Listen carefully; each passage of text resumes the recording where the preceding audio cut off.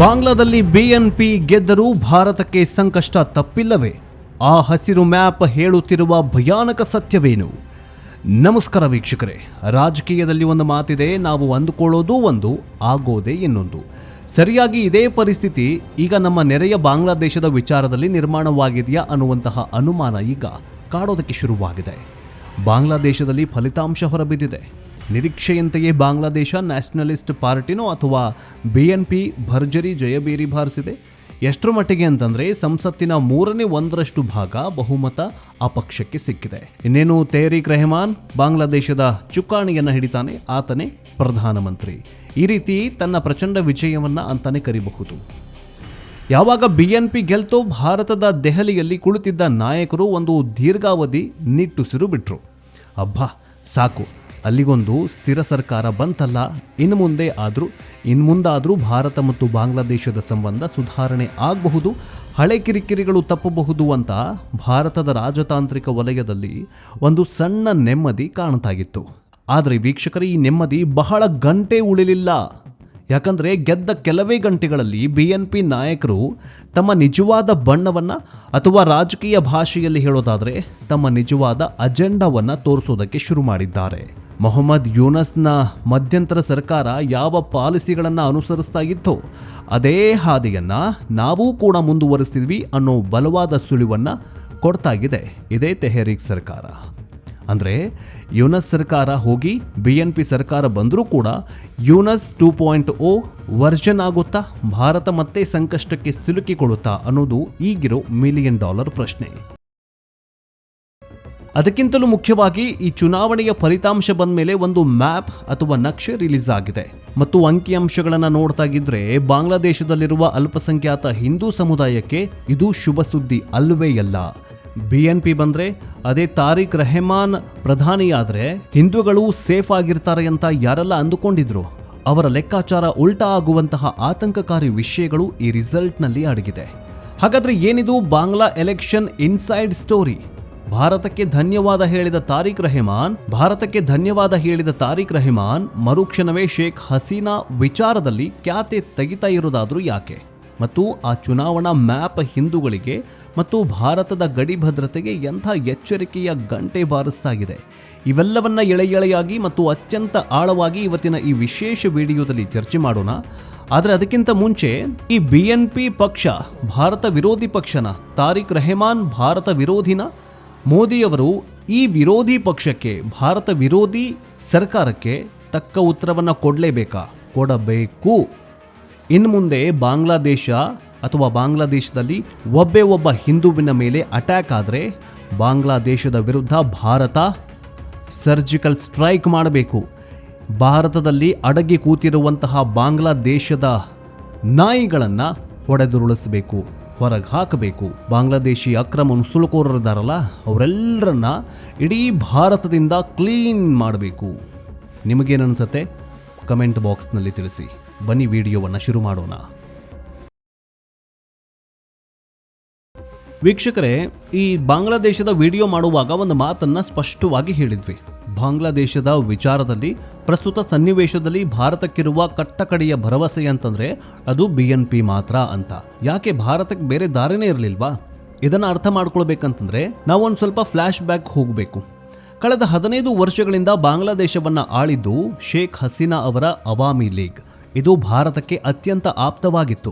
ಆದರೆ ಯಾವಾಗ ಮೊಹಮ್ಮದ್ ಯೂನಸ್ ನೇತೃತ್ವದ ಮಧ್ಯಂತರ ಸರ್ಕಾರ ಬಂತು, ಅವರು ಮಾಡಿದ ಮೊದಲ ಕೆಲಸ ಅಂತಂದ್ರೆ ಅವಾಮಿ ಲೀಗ್ ಪಕ್ಷವನ್ನ ಬ್ಯಾನ್ ಮಾಡಿದ್ದು. ಈ ಚುನಾವಣೆಯಲ್ಲಿ ಅವರು ಸ್ಪರ್ಧೆ ಮಾಡಬಾರದ ಹಾಗೆ ಬ್ಯಾನ್ ಮಾಡಿತ್ತು. ಅಷ್ಟೇ ಅಲ್ಲ, ಶೇಖ್ ಹಸೀನಾ ಮತ್ತು ಅವರ ಪಕ್ಷದ ನಾಯಕರ ಮೇಲೆ 100 ಕೇಸುಗಳನ್ನು ಹಾಕಿ ಅವರಿಗೆ ಅತ್ಯಂತ ಕಠಿಣ ಶಿಕ್ಷೆ ಆಗುವಂತೆ ನೋಡಿಕೊಳ್ಳುವ ಎಲ್ಲಾ ತಯಾರಿಗಳನ್ನು ನಡೆಸಿದ್ರು. ಸೊ ಭಾರತಕ್ಕೆ ಆಪ್ತವಾಗಿದ್ದ ಪಕ್ಷ ಈಗ ಆಟದಲ್ಲೇ ಇಲ್ಲ, ಔಟ್ ಆಫ್ ದ ಗೇಮ್. ಇನ್ನು ಉಳಿದಿದ್ಯಾರು? ಪ್ರಮುಖವಾಗಿ 2 ಪಕ್ಷಗಳು, ಅಂದರೆ ದೊಡ್ಡ ಶಕ್ತಿಗಳು. ಒಂದು ಬಿಎನ್ಪಿ, ಇನ್ನೊಂದು ಜಮಾತ್ ಎ ಇಸ್ಲಾಂ ಬಗ್ಗೆ ನಿಮಗೆ ಬಿಡಿಸಿ ಹೇಳೋ ಅವಶ್ಯಕತೆ ಇಲ್ಲ. ಅವರ ಇಡೀ ಸಿದ್ಧಾಂತವೇ ಭಾರತ ವಿರೋಧಿ, ಭಾರತವನ್ನು ದ್ವೇಷಿಸೋದೇ, ಹಿಂದೂಗಳನ್ನು ದ್ವೇಷಿಸೋದೇ, ಹಿಂದೂಗಳನ್ನು ಸುಟ್ಟು ಭಸ್ಮ ಮಾಡೋದೇ ಅವರ ರಾಜಕಾರಣದ ಬಂಡವಾಳ. ಅಂಥ ಪಕ್ಷದ ಮೇಲೆ ಭಾರತ ಯಾವುದೇ ಭರವಸೆ ಇಟ್ಟುಕೊಳ್ಳೋದಕ್ಕೆ ಸಾಧ್ಯವೇ ಇಲ್ಲ. ಹಾಗಾಗಿ ಭಾರತದ ಮುಂದೆ ಇದ್ದಂತಹ ಏಕೈಕ ಆಪ್ಷನ್ ಅಥವಾ ಆಯ್ಕೆ ಅಂತಂದರೆ ಅದು BNP, ಅದೇ ತೆಹರೀಕ್, ಅದೇ ತಾರಿಕ್ ರೆಹಮಾನ್. ಹೋಗ್ಲಿ ಬಿಡು, ಜಮಾತ್ಗಿಂತ BNP ಪರವಾಗಿಲ್ಲ ಅನ್ನೋ ಲೆಕ್ಕಾಚಾರ ಭಾರತದ್ದಾಗಿತ್ತು. ಇದೇ ಕಾರಣಕ್ಕೆ ಚುನಾವಣೆಗೂ ಮುನ್ನ ಮತ್ತು ಚುನಾವಣೆ ಆದಮೇಲೆ ಭಾರತ ಸರ್ಕಾರ BNP ನಾಯಕರನ್ನ ರೀಚ್ ಆಗೋದಕ್ಕೆ ಅಥವಾ ಸಂಪರ್ಕಿಸೋದಕ್ಕೆ ತೆರೆಮರೆಯಲ್ಲಿ ಸಾಕಷ್ಟು ಕಸರತ್ತು ನಡೆಸಿತ್ತು. ಇದರ ಫಲಿತಾಂಶವಾಗಿಯೇ BNP ಗೆಲುವು ಖಚಿತವಾಗ್ತಾ ಇದ್ದ ಹಾಗೆ ಸ್ವತಃ ಪ್ರಧಾನಿ ನರೇಂದ್ರ ಮೋದಿಯವರು ಟ್ವೀಟ್ ಮಾಡಿ ಶುಭಾಶಯ ತಿಳಿಸಿದ್ರು. ಅಷ್ಟೇ ಎಲ್ಲ BNP ಪಕ್ಷದ ಅಧ್ಯಕ್ಷ ತಾರಿಕ್ ರೆಹಮಾನ್ ಅವರಿಗೆ ಫೋನ್ ಕರೆ ಮಾಡಿ ಮಾತನಾಡಿದ್ರು. ಇದು ರಾಜತಾಂತ್ರಿಕವಾಗಿ ಬಹಳ ದೊಡ್ಡ ನಡೆಯಾಗಿದೆ. ಯಾಕಂದರೆ ಅಧಿಕೃತವಾಗಿ ಇನ್ನೂ ಸರ್ಕಾರ ರಚನೆ ಆಗಿರಲಿಲ್ಲ.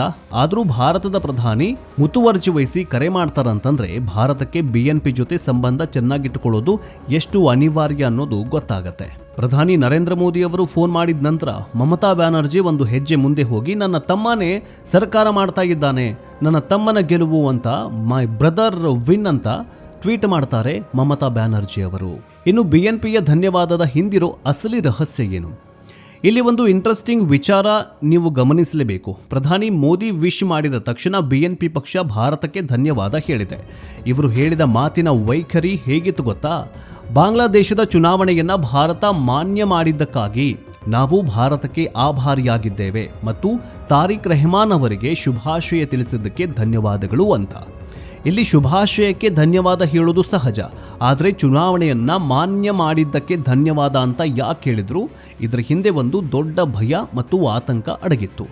ನೋಡಿ, ಈ ಚುನಾವಣೆ ನಡೆದಿದ್ದೇ ಒಂದು ವಿಚಿತ್ರ ಸನ್ನಿವೇಶದಲ್ಲಿ. ದೇಶದ ಅತೀ ದೊಡ್ಡ ಪಕ್ಷವಾಗಿದ್ದ 30-35% ವೋಟ್ ಬ್ಯಾಂಕ್ ಹೊಂದಿದ್ದ ಅವಾಮಿ ಲೀಗ್ ಅನ್ನ ಬ್ಯಾನ್ ಮಾಡಿ ಕಟ್ಟಿಹಾಕಿ ನಡೆಸಿದಂತಹ ಚುನಾವಣೆ ಇದಾಗಿತ್ತು. ಇದು ನಿಜವಾದ ಪ್ರಜಾಪ್ರಭುತ್ವದ ಚುನಾವಣೆನಾ ಅಂತ ಇಡೀ ಜಗತ್ತು ನೋಡ್ತಾಗಿತ್ತು.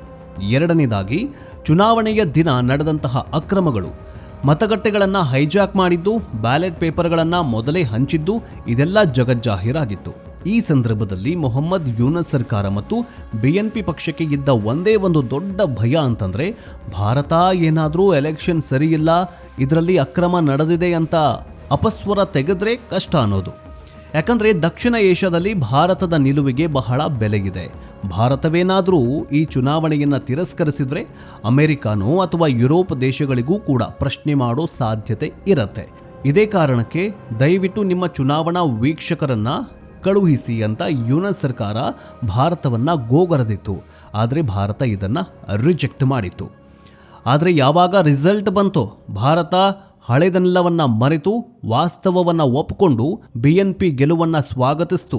ನೀವು ಗೆದ್ದಿದ್ದೀರಾ, ನಾವು ನಿಮ್ಮನ್ನು ಸರ್ಕಾರ ಅಂತ ಒಪ್ಪಿಕೊಳ್ತೀವಿ ಅನ್ನೋ ಸಂದೇಶವನ್ನು ಮೋದಿಯವರು ಫೋನ್ ಕರೆ ಮೂಲಕ ರವಾನಿಸಿದ್ರು. ಈ ಅಂಗೀಕಾರ ಸಿಕ್ಕಿದ್ದೇ ತಡ BNP ಪಕ್ಷ ನಿಟ್ಟುಸಿರು ಬಿಟ್ಟು ಭಾರತಕ್ಕೆ ವಿಶೇಷ ಧನ್ಯವಾದ ಹೇಳಿದೆ. ಈಗ ಬರೋಣ ಅಸಲಿ ಟ್ವಿಸ್ಟ್ಗೆ.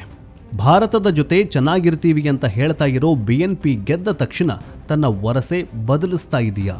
ನಾನು ನಿಮಗೆ ನೆನಪಿಸೋದಾದರೆ ತಾರಿಕ್ ರೆಹಮಾನ್ ಡಿಸೆಂಬರ್ 25ರಂದು 17 ವರ್ಷಗಳ ವನವಾಸ ಮುಗಿಸಿ ಬಾಂಗ್ಲಾದೇಶಕ್ಕೆ ವಾಪಸ್ ಬಂದರು.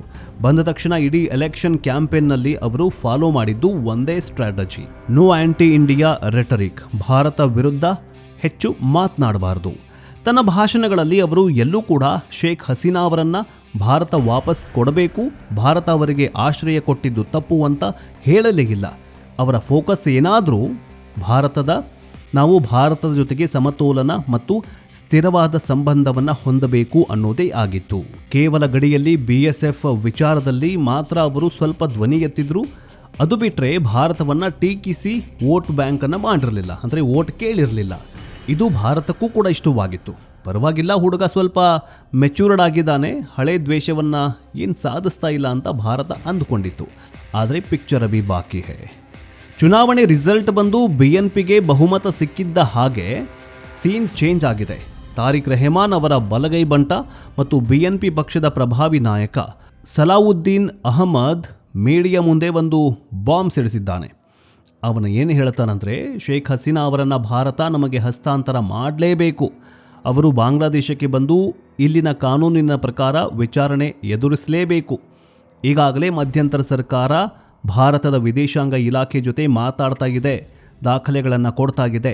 ನಮ್ಮ BNP ಸರ್ಕಾರ ಬಂದ ಮೇಲೂ ನಾವು ಇದೇ ಪ್ರಕ್ರಿಯೆಯನ್ನು ಮುಂದುವರಿಸ್ತೀವಿ, ಭಾರತ ನಮಗೆ ಸಹಕಾರ ನೀಡಬೇಕು ಅಂತ ಹೇಳ್ತಾ ಇದ್ದಾನೆ. ನೋಡಿ, ಎಲೆಕ್ಷನ್ ಮುಗಿಯುವವರೆಗೂ ಈ ವಿಚಾರವನ್ನ ಸೈಲೆಂಟ್ ಆಗಿ ಇಟ್ಕೊಂಡಿದ್ದ. ಯಾಕಂದ್ರೆ ಇಲ್ಲಿ ಭಾರತ ಎಲೆಕ್ಷನ್ಗೆ ಅಡ್ಡಗಾಲು ಹಾಕತ್ತೋ ಏನೋ ಭಯ. ಈಗ ಫುಲ್ ಮೆಜಾರಿಟಿ ಬಂದಿದೆಯಲ್ವಾ, ಈಗ ಮತ್ತೆ ಹಳೆ ರಾಗ ಶುರು ಮಾಡಿದ್ದಾರೆ. ಇದರರ್ಥ ಸ್ಪಷ್ಟ. ತಾರಿಕ್ ರೆಹಮಾನ್ ಪ್ರಧಾನಿಯಾದ ಮೇಲೂ ಶೇಖ್ ಹಸೀನಾ ವಿಚಾರದಲ್ಲಿ ಭಾರತ ಮತ್ತು ಬಾಂಗ್ಲಾದೇಶದ ನಡುವೆ ಗುದ್ದಾಟ, ರಾಜತಾಂತ್ರಿಕ ಸಂಘರ್ಷ ಮುಂದುವರಿಯುವುದು ಗ್ಯಾರಂಟಿ ಅಂತ. BNP ನಾಯಕರು ಎಲೆಕ್ಷನ್ನಲ್ಲಿ ತುಂಬ ಸ್ಮಾರ್ಟ್ ಆಗಿ ನಡೆದುಕೊಂಡ್ರು. ಅವರಿಗೆ ಗೊತ್ತಿತ್ತು ಅವಾಮಿ ಲೀಗ್ ಬ್ಯಾನ್ ಆಗಿದೆ, ಆದರೆ ಆ ಪಕ್ಷದ ವೋಟರ್ಸ್ ಇದ್ದಾರಲ್ಲ, ಅವರು ಯಾರಿಗಾದರೂ ವೋಟ್ ಹಾಕಲೇಬೇಕು. ಆ ವೋಟ್ ಜಮಾತ್ ಕಡೆಗೆ ಅಥವಾ BNP ಕಡೆಗೆ ಹೋಗಬಾರ್ದು ಅಥವಾ BCP ಕಡೆಗೆ ಹೋಗಬಾರ್ದು. ಅದಕ್ಕೆ ಅವರು ಏನು ಮಾಡಿದ್ರು, ನಾವು ಅಧಿಕಾರಕ್ಕೆ ಬಂದರೆ ಅವಾಮಿ ಲೀಗ್ ಮೇಲಿನ ಬ್ಯಾನ್ ತೆಗಿತೀವಿ, ಎಲ್ಲರನ್ನ ಒಟ್ಟಿಗೆ ತಗೊಂಡು ಹೋಗ್ತೀವಿ ಅಂತ ಸಾಫ್ಟ್ ಕಾರ್ನರ್ ತೋರಿಸಿದ್ರು. ಇದರಿಂದ ಅವಾಮಿ ಲೀಗ್ನ ಸಾಕಷ್ಟು ವೋಟ್ಗಳು BNP ತಾರಿಕ್ ರೆಹಮಾನ್ಗೆ ಬಿದ್ವು. ಈಗ ಅಧಿಕಾರ ಸಿಕ್ಕಿದೆ, ಇನ್ನು 5 ವರ್ಷ ಯಾರೂ ಏನು ಮಾಡೋದಕ್ಕಾಗೋದಿಲ್ಲ. ಹೀಗಾಗಿ ಈಗ ಮತ್ತೆ ತಮ್ಮ ನಿಜವಾದ ಅಜೆಂಡಾವನ್ನು ಹೊರಗಡೆ ಕಕ್ಕತ್ತಾಗಿದ್ದಾರೆ. ಇದೇ ತಾರಿಕ್ ರೆಹಮಾನ್. ಸಾಮಾನ್ಯವಾಗಿ ಇಲ್ಲಿ ಎಷ್ಟೋ ಜನರಿಗೆ ಅನಿಸ್ಬಹುದು, ರೀ ಪಕ್ಕದ ದೇಶದಲ್ಲಿ ಯಾರು ಏನೇ ಬಂದರೂ ನಮಗೇನ್ರಿ, ನಮಗೇನವ್ರು ಊಟ ಹಾಕಬೇಕಾ, ನಾವ್ಯಾಕೆ ಅಷ್ಟೊಂದು ತಲೆ ಬಿಸಿ ಮಾಡ್ಕೊಳ್ಬೇಕು ಅಂತ.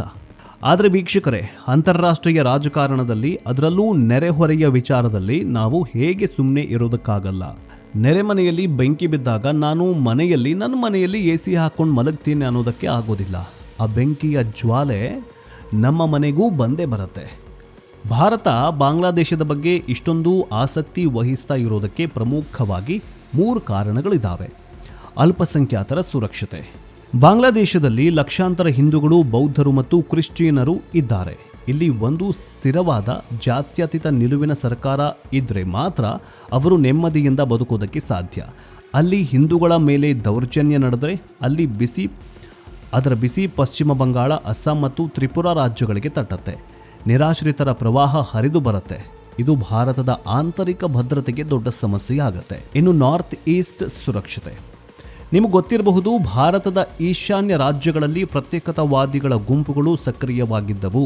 ಈ ಹಿಂದೆ ಬಾಂಗ್ಲಾದೇಶದಲ್ಲಿ ಭಾರತ ವಿರೋಧಿ ಸರ್ಕಾರ ಇದ್ದಾಗ ಈ ಉಗ್ರಗಾಮಿಗಳಿಗೆ ಬಾಂಗ್ಲಾದೇಶದಲ್ಲಿ ಆಶ್ರಯ ಸಿಗ್ತಾಗಿತ್ತು. ಶೇಖ್ ಹಸೀನಾ ಬಂದ ಮೇಲೆ ಅದನ್ನು ಕ್ಲೀನ್ ಮಾಡಿದ್ರು. ಈಗ ಮತ್ತೆ ಅಲ್ಲಿ ಭಾರತ ವಿರೋಧಿಗಳು ಪವರ್ಗೆ ಬಂದರೆ ನಮ್ಮ ಈಶಾನ್ಯ ರಾಜ್ಯಗಳಲ್ಲಿ ಮತ್ತೆ ಅಶಾಂತಿ ಶುರುವಾಗಬಹುದು. ಮೂಲಭೂತವಾದ. ಬಾಂಗ್ಲಾದೇಶ ನಮ್ಮ ಪಕ್ಕದಲ್ಲೇ ಇರೋ ದೇಶ. ಅಲ್ಲಿ ಉಗ್ರವಾದ, ಭಯೋತ್ಪಾದನೆ ಅಥವಾ ಮೂಲಭೂತವಾದ ಬೆಳೆದ್ರೆ ಅದು ಭಾರತಕ್ಕೆ ಡೈರೆಕ್ಟ್ ಥ್ರೆಟ್. ಪಾಕಿಸ್ತಾನದ ವಿಚಾರದಲ್ಲಿ ನಾವು ಇದನ್ನು ಈಗಾಗಲೇ ಅನುಭವಿಸ್ತಾ ಇದ್ದೀವಿ. ಈಗ ಪೂರ್ವ ಗಡಿಯಲ್ಲೂ ಇನ್ನೊಂದು ಪಾಕಿಸ್ತಾನ ಹುಟ್ಟಿಕೊಂಡ್ರೆ ಭಾರತಕ್ಕೆ 2 ಕಡೆಯಿಂದಲೂ ತಲೆನೋವು ಶುರುವಾಗುತ್ತೆ. ಈ ಕಾರಣಕ್ಕಾಗಿಯೇ ಭಾರತಕ್ಕೆ ಬಾಂಗ್ಲಾದೇಶದಿಂದ ಯಾವುದೇ ದುಡ್ಡು ಬೇಡ, ವ್ಯಾಪಾರ ಬೇಡ, ಆದರೆ ಅಲ್ಲಿ ಒಂದು ಸೆಕ್ಯುಲರ್ ಅಥವಾ ಸ್ಟೇಬಲ್ ಅಂದರೆ ಸ್ಥಿರ ಸರ್ಕಾರ ಇರಬೇಕು ಅನ್ನೋದಷ್ಟೇ ಭಾರತದ ಬಯಕೆ. ಈಗ ಬಂದಿರೋ BNP ಸರ್ಕಾರ ಈ ನಿರೀಕ್ಷೆಯನ್ನು ಉಳಿಸ್ಕೊಳ್ಳುತ್ತಾ ಅಥವಾ ಪಾಕಿಸ್ತಾನದ ಹಾದಿ ಹಿಡಿಯುತ್ತಾ ಅನ್ನೋದನ್ನು ಕಾದು ನೋಡಬೇಕಾಗಿದೆ. ಈಗ ವಿಡಿಯೋದ ಅತ್ಯಂತ ಪ್ರಮುಖ ಗಂಭೀರವಾಗಿರುವಂತಹ ಭಾಗಕ್ಕೆ ಬರೋಣ. ಚುನಾವಣೆ ಗೆದ್ದ ತಕ್ಷಣ ಬಾಂಗ್ಲಾದೇಶದಲ್ಲಿ ಒಂದು ಚರ್ಚೆ ಶುರುವಾಗಿದೆ. BNP ಗೆದ್ದಿದ್ದು ಒಳ್ಳೇದಾಯಿತು, ಅವರು ಬಾಂಗ್ಲಾದೇಶ ಫಸ್ಟ್ ಅಂತಾರೆ, ಜಮಾತ್ ತರ ಫುಲ್ ರೆಡಿಕಲ್ ಅಲ್ಲ, ಹೀಗಾಗಿ ಹಿಂದೂಗಳು ಸೇಫ್ ಅಂತ. ಆದರೆ ಯಾವಾಗ ಎಲೆಕ್ಷನ್ ರಿಸಲ್ಟ್ ಮ್ಯಾಪ್ ರಿಲೀಸ್ ಆಯಿತೋ ರಾಜಕೀಯ ಪಂಡಿತರ ಮತ್ತು ರಕ್ಷಣಾ ತಜ್ಞರ ಹುಬ್ಬೇರಿಸಿದೆ. ಈ ಮ್ಯಾಪ್ ಹಿಂದೂಗಳಿಗೆ ಮತ್ತು ಭಾರತಕ್ಕೆ ಒಂದು ಡೇಂಜರಸ್ ಸಿಗ್ನಲ್ ಕೊಡ್ತಾಗಿದೆ. ನಿಮ್ಮ ಕಲ್ಪನೆಗೆ ತಂದ್ಕೊಳ್ಳಿ, ಬಾಂಗ್ಲಾದೇಶದಲ್ಲಿ ಒಟ್ಟು 300 ಕ್ಷೇತ್ರಗಳಿದ್ದಾವೆ. ಮ್ಯಾಪ್ನಲ್ಲಿ BNP ಕ್ಷೇತ್ರಗಳನ್ನು ಅಂದರೆ ಗೆದ್ದ ಕ್ಷೇತ್ರಗಳನ್ನು ಕೆಂಪು ಬಣ್ಣದಲ್ಲೂ, ಜಮಾತ್-ಎ-ಇಸ್ಲಾಮಿ ಗೆದ್ದ ಕ್ಷೇತ್ರಗಳನ್ನು ಹಸಿರು ಬಣ್ಣದಲ್ಲೂ ಗುರುತಿಸಲಾಗಿದೆ. ಈ ಹಸಿರು ಬಣ್ಣ ಅಂತಂದ್ರೆ ಜಮಾತ್ ಗೆದ್ದಿರೋ ಜಾಗಗಳು ಅಲ್ವೇ ಅಲ್ಲ, ಭಾರತದ ಗಡಿ ಪ್ರದೇಶಗಳು. ಭಾರತದ ಗಡಿಗೆ ಅಂಟಿಕೊಂಡಿರುವ ಜಿಲ್ಲೆಗಳಿಗೆ ಜಮಾತ್ ಮತ್ತು ಇದರ ಮಿತ್ರ ಪಕ್ಷಗಳು ಭರ್ಜರಿ ಗೆಲುವು ಸಾಧಿಸಿವೆ. ಹಿಂದೂ ಬಾಹುಳ್ಯ ಪ್ರದೇಶಗಳು. ಬಾಂಗ್ಲಾದೇಶದಲ್ಲಿ ಎಲ್ಲಿ ಹಿಂದೂಗಳ ಜನಸಂಖ್ಯೆ ಸ್ವಲ್ಪ ಜಾಸ್ತಿ ಇದೆಯೋ ಅಲ್ಲಿ ಅಥವಾ ಎಲ್ಲಿ ಹಿಂದೂಗಳು ನಿರ್ಣಾಯಕವಾಗಿದ್ದರೋ ಅಲ್ಲಿ ಜಮಾತ್ ಆಧಿಪತ್ಯ ಸ್ಥಾಪಿತವಾಗಿದೆ. ಇದು ಹೇಗೆ ಸಾಧ್ಯ ಮತ್ತು ಇದರ ಪರಿಣಾಮ ಏನು? ಜಮಾತ್-ಎ-ಇಸ್ಲಾಮಿ ಈ ಬಾರಿ ಅತ್ಯಂತ ವ್ಯವಸ್ಥಿತವಾಗಿ ಪ್ಲಾನ್ ಮಾಡಿಕೊಂಡಿತ್ತು. ಹಿಂದೂಗಳು ಜಾಸ್ತಿ ಇರೋ ಕಡೆ ಅವರು ಆಂಟಿ ಇಂಡಿಯಾ ಅಂದರೆ ಭಾರತ ವಿರೋಧಿ ಮತ್ತು ಆಂಟಿ ಹಿಂದೂ ಸೆಂಟಿಮೆಂಟನ್ನು ಬಳಸಿ ಮುಸ್ಲಿಂ ವೋಟ್ಗಳನ್ನು ಒಗ್ಗೂಡಿಸಿದ್ದಾರೆ. ಹಿಂದೂಗಳಿಗೆ ವೋಟ್ ಹಾಕಬೇಡಿ, ಅವರು ಭಾರತದ ಅಜೆಂಡಾಗಳು ಅನ್ನೋ ರೀತಿಯಲ್ಲಿ ಪ್ರಚಾರ ಮಾಡಿ ಅಲ್ಲಿ ಗೆದ್ದು ಬೀಗಿದ್ದಾರೆ. ಈಗ ಯೋಚನೆ ಮಾಡಿ, ಹಿಂದೂಗಳು ಜಾಸ್ತಿ ಇರೋ ಏರಿಯಾದಲ್ಲೇ ಲೋಕಲ್ MP ಮತ್ತು ಲೋಕಲ್ ಲೀಡರ್ಗಳು ಜಮಾತ್ ಪಕ್ಷದವರಾಗಿರ್ತಾರೆ. ಜಮಾತ್ ಅಂದ್ರೇ ಹಿಂದೂ ವಿರೋಧಿ ಸಿದ್ಧಾಂತ. ಹೀಗಿರುವಾಗ ಅಲ್ಲಿನ ಹಿಂದೂಗಳ ಕಥೆ ಏನಾಗಿರಬಹುದು? ಅವರ ಆಸ್ತಿ ಪಾಸ್ತಿ ರಕ್ಷಣೆ ಮಾಡೋರು ಯಾರು? ಅವರ ಮೇಲೆ ದೌರ್ಜನ್ಯ ನಡೆದರೆ ಪೊಲೀಸ್ ಸ್ಟೇಷನ್ಗೆ ಹೋಗಿ ದೂರು ಕೊಡೋ ಧೈರ್ಯ ಅವ್ರಿಗೆ ಬರತ್ತಾ? ಅಷ್ಟೇ ಅಲ್ಲ, ಜಮಾತ್ ಮತ್ತು NCP ಮೈತ್ರಿಕೂಟ ಇಬ್ಬರಿಗೆ 70 ಸೀಟುಗಳು ಬಂದಿವೆ. ಅಂದರೆ 70 ಸೀಟ್ಗಳನ್ನು ಗೆದ್ದಿದ್ದಾರೆ. ಈ ಹಿಂದೆ ಇವರೆಲ್ಲ 15ರಿಂದ 20 ಸೀಟ್ಗಳನ್ನು ಗೆಲ್ಲೋದಕ್ಕೆ ಕಷ್ಟಪಡ್ತಾಗಿದ್ರು. ಈಗ 70 ಸೀಟ್ ಬಂದಿವೆ. ಸಂಸತ್ತಲ್ಲಿ ಇವರೇ ಪ್ರಮುಖ ವಿರೋಧ ಪಕ್ಷದವರು. ಅಂದರೆ ಆಡಳಿತ ಪಕ್ಷ BNP ಏನಾದರೂ ಸ್ವಲ್ಪ ಸಾಫ್ಟ್ ಆದರೂ ಈ ವಿರೋಧ ಪಕ್ಷ ಸುಮ್ಮನೆ ಕೂರೋದಿಲ್ಲ. ನೀವು ಭಾರತಕ್ಕೆ ಶರಣಾಗಿದ್ದೀರಾ, ನೀವು ಇಸ್ಲಾಂ ವಿರೋಧಿ ಅಂತ ಸರ್ಕಾರವನ್ನು ಇಕ್ಕಟ್ಟಿಗೆ ಸಿಕ್ಕಾಕ್ಸಬಹುದು. ಆಗ ಸರ್ಕಾರ ಕೂಡ ಅನಿವಾರ್ಯವಾಗಿ ಈ ಮ್ಯಾಪ್ ಭಾರತಕ್ಕೂ ಎಚ್ಚರಿಕೆ ಗಂಟೆ. ನಮ್ಮ ಗಡಿ ಭಾಗದಲ್ಲಿ ಆ ಕಡೆ ಜಮಾತ್ ಹಿಡಿತ ಜಾಸ್ತಿ ಇದ್ದರೆ ನುಸುಳುಕೋರರ ಹಾವಳಿ ಹೆಚ್ಚಾಗಬಹುದು, ಕಳ್ಳ ಸಾಗಾಣಿಕೆ ಹೆಚ್ಚಾಗಬಹುದು ಮತ್ತು ಗಡಿ ಭದ್ರತೆಗೆ ಸವಾಲು ಎದುರಾಗಬಹುದು. ಒಟ್ಟಾರೆಯಾಗಿ ಹೇಳೋದಾದ್ರೆ ಬಾಂಗ್ಲಾದೇಶದ ಈ ಚುನಾವಣಾ ಫಲಿತಾಂಶ ಮೇಲ್ನೋಟಕ್ಕೆ BNP ಗೆಲುವು ಅಂತ ಕಂಡ್ರು ಆಳದಲ್ಲಿ ಇದೊಂದು ರಾಡಿಕಲ್ ಶಿಫ್ಟ್, ಮೂಲಭೂತವಾದದ ಕಡೆಗಿನ ಬದಲಾವಣೆಗೆ ಅಂತಾನೆ ಹೇಳಬಹುದು. ಭಾರತ ರಾಜತಾಂತ್ರಿಕವಾಗಿ BNP ಜೊತೆ ಸಂಬಂಧ ಇಟ್ಟುಕೊಳ್ಳೋದು ಅನಿವಾರ್ಯ, ಬೇರೆ ದಾರಿನೇ ಇಲ್ಲ. ನದಿ ನೀರು ಹಂಚಿಕೆ ಒಪ್ಪಂದ ಆಗಿರಬಹುದು, ವ್ಯಾಪಾರ ವಹಿವಾಟಾಗಿರಬಹುದು. ಹೀಗಾಗಿ ಭಾರತ ಸರ್ಕಾರ ವೇಟ್ ಆ್ಯಂಡ್ ವಾಚ್ ಪಾಲಿಸಿಯನ್ನು ಅನುಸರಿಸ್ತಾಗಿದೆ. ನೋಡೋಣ ಅಧಿಕಾರಕ್ಕೆ ಬಂದ ಮೇಲೆ ಈ ತಾರಿಕ್ ರೆಹಮಾನ್ ಏನು ಮಾಡ್ತಾರೆ, ಹೆಂಗೆ ನಡ್ಕೊಳ್ತಾರೆ ಅಂತ. ಆದರೆ ಅಲ್ಲಿನ ಹಿಂದೂಗಳಿಗೆ ಮಾತ್ರ ಭವಿಷ್ಯ ಸ್ವಲ್ಪ ಕತ್ತಲೆಯಲ್ಲಿ ಇದ್ದ ಹಾಗೆ ಕಾಣಿಸ್ತಾಗಿದೆ. ಜಮಾತ್ನ ಈ ಅನಿರೀಕ್ಷಿತ ಏರಿಕೆ ಮತ್ತು ಭಾರತದ ಗಡಿ ಭಾಗದಲ್ಲಿ ಅವರು ಸಾಧಿಸಿರೋ ಹಿಡಿತ ಮುಂಬರುವ ದಿನಗಳಲ್ಲಿ ಬಾಂಗ್ಲಾದೇಶದ ರಾಜಕಾರಣವನ್ನು ಯಾವ ದಿಕ್ಕಿಗೆ ತಗೊಂಡು ಹೋಗ್ತಾರೆ ಅನ್ನೋದೇ ನಿಜಕ್ಕೂ ಆತಂಕಕಾರಿ. BNP ಸರ್ಕಾರ ಭಾರತದ ಜೊತೆ ಕೈ ಜೋಡಿಸಿ ಜಮಾತ್ನಂತಹ ಶಕ್ತಿಗಳನ್ನು ಹತ್ತಿಕ್ಕುತ್ತಾ ಅಥವಾ ಅಧಿಕಾರದ ಆಸೆಗೆ ಅವರ ಜೊತೆ ರಾಜಿ ಮಾಡಿಕೊಳ್ಳುತ್ತಾ? ಇದಕ್ಕೆ ಉತ್ತರ ಕಾಲವೇ ಕೊಡಬೇಕು. ಆದರೆ ಒಂದು ಮಾತು ಸತ್ಯ, ಭಾರತ ಈಗ ಹೆಚ್ಚು ಜಾಗರೂಕರಾಗಬೇಕಾದಂತಹ ಸಮಯ ಬಂದಿದೆ. ವೀಕ್ಷಕರೇ, ಈ ಸಂಪೂರ್ಣ ವಿಶ್ಲೇಷಣೆ ಬಗ್ಗೆ ನಿಮಗೇನು ಅನಿಸುತ್ತೆ? ಬಾಂಗ್ಲಾದೇಶದಲ್ಲಿ ಜಮಾತ್ ಇಸ್ಲಾಮಿಯ ಈ ಬೆಳವಣಿಗೆಯನ್ನು ನೀವು ಹೇಗೆ ನೋಡ್ತೀರಾ? ಇದು ಭಾರತಕ್ಕೆ ಎಷ್ಟರ ಮಟ್ಟಿಗೆ ಅಪಾಯಕಾರಿ ಮತ್ತು ಇನ್ನು ಮುಂದಾದರೂ ಬಾಂಗ್ಲಾದೇಶದಲ್ಲಿರುವಂತಹ ಹಿಂದೂಗಳು ಸೇಫ್ ಆಗಿರ್ತಾರಾ? ಸೇಫ್ ಆಗಿಲ್ಲ ಅಂತಂದರೆ ಮೋದಿಯವರು ಏನು ಮಾಡಬೇಕು? ಮೋದಿಯವರು ನನ್ನ ಪ್ರಕಾರ ಏನು ಮಾಡಬೇಕಂತಂದರೆ, ಏನು ಅವಿತು ಕೂತ್ಕೊಂಡಿದ್ದಾರಲ್ಲ ಭಾರತದಲ್ಲಿ ಈ ಬಂಡುಕೋರರು, ಏನು ಈ ನುಸುಳುಕೋರರು, ಬಾಂಗ್ಲಾ ನುಸುಳುಕೋರರು, ಅವರೆಲ್ಲರನ್ನ ಹೊಡೆದು ದೇಶಕ್ಕೆ ಒಳಗಡೆ ಬಿಡಬೇಕು. ಯಾರು ಬಾಂಗ್ಲಾದೇಶಕ್ಕೆ ಕಳಿಸ್ಕೊಳ್ಬೇಕು. ನಿಮಗೂ ಕೂಡ ಹೀಗೆ ಅನಿಸುತ್ತಾ? ಕಮೆಂಟ್ ಬಾಕ್ಸ್ನಲ್ಲಿ ತಿಳಿಸಿ. ನೆಕ್ಸ್ಟ್ ಅಪ್ಡೇಟ್ನೊಂದಿಗೆ ಬೇಗ ವಾಪಸ್ ಬರ್ತೀವಿ. ಜೈ ಹಿಂದ್, ಜೈ ಕರ್ನಾಟಕ.